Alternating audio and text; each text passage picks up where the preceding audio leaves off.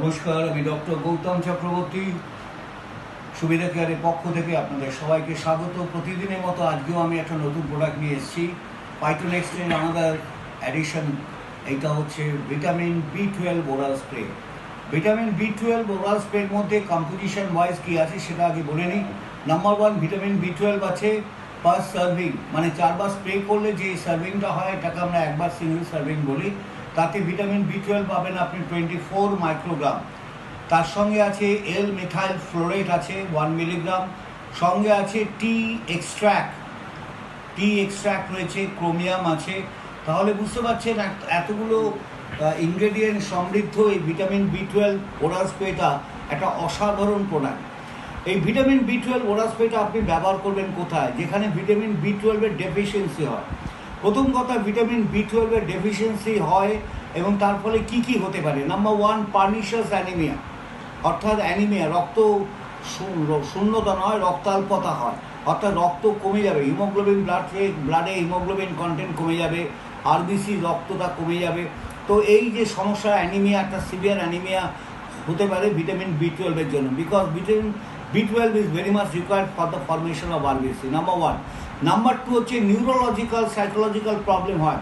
দেখবেন অনেকে নার্ভের ব্যথা কষ্ট পান, তাদের ডাক্তাররা ডাইরেক্ট বলেন ভিটামিন B12 ইঞ্জেকশন দেন, সায়ানোকোবালামিন। এখানে ভিটামিন B12টা আরডিএ কনসার্ন যেটা আছে, যে পরিমাণ আরডিএ অর্থাৎ রেকমেন্ডেড ডেইলি অ্যালাউন্স, সেই অনুযায়ী 24 মাইক্রোগ্রাম দেওয়া আছে। এবং রেগুলার যদি 2 বার করে আপনি ওরাল স্প্রেটা ব্যবহার করেন, এবং এটা খাওয়ার সময় হচ্ছে দিনে 2 বার। ওরাল স্প্রেটা ঠিক খেতে হয় না, জিভের তলায় আপনাকে 4 বার করে স্প্রে করতে হবে। এই 4 বার স্প্রেতে 0.5 ml মতো আপনার কনজিউম হবে। দিনে 2 বার করলে 1 ml মতো কনজিউম হবে। এটা 50 ml প্যাক, তার মানে আপনার এটা 1.5 মাস চলে যাবে। প্রতিদিন যদি 1 ml করে আপনার কনজামশান হয়, 50 ml, তার মানে 15, মানে 1.5 মাস মতো বা তারও বেশি যেতে পারে। এই ভিটামিন B12 ওরাল স্প্রেটা কাদের ক্ষেত্রে বলবেন? দেখবেন অনেকেই আছে যারা গ্যাস্ট্রেক্টমি অপারেশন করে বাড়ি এসছেন, অর্থাৎ তার স্টমাকে কোনো প্রবলেম ছিল, ডাক্তার অপারেশন করেছে, তাদের ক্ষেত্রে ভিটামিন B12 অ্যাবজর্পশন হওয়া খুব ডিফিকাল্ট হয়। কিছু কিছু মেডিসিন আছে, যেমন ধরুন র্যানিটিডিন গ্রুপের যে মেডিসিনগুলো, যেমন র্যান্টাক্স, জিনটাক্স, অ্যাসিলভ, এই গ্রুপের ড্রাগস, বা পিপিআই গ্রুপের ড্রাগস, যেমন প্যান্টোপ্রাজোল, র্যাবিপ্রাজোল, স্পোপ্রাজোল, এই ধরনের ড্রাগস যারা বেশি ব্যবহার করেন, কিংবা মেটফর্মিন, সুগার কন্ট্রোলের জন্য যারা মেটফর্মিন খান, জেনে রাখবেন যারা এই ধরনের ওষুধ ব্যবহার করে আসছেন তাদের ক্ষেত্রে ভিটামিন B12 তাদের প্রবলেম হয় অ্যাবজর্পশনের ক্ষেত্রে। সুতরাং এটা মনে রাখবেন, এই vitamin B12 is very much important একটা ভিটামিন।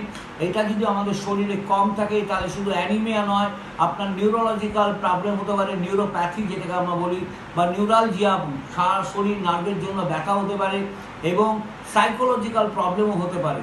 সুতরাং এটা মাথায় রাখবেন, vitamin B12 is very much required not only for treating anemia but also it is going to give you the enhanced energy, অর্থাৎ এনার্জি লেভেলটাও বাড়াতে সাহায্য করে। আবার বলি, খাওয়ার নিয়মটা, ভাত খাওয়ার পরে আধা ঘন্টা পরে ভিটামিন B12 4 বার করে জিভের তলা স্প্রে করবেন, দিনে 2 বার করে, আফটার মেজারমেন্ট। ধন্যবাদ।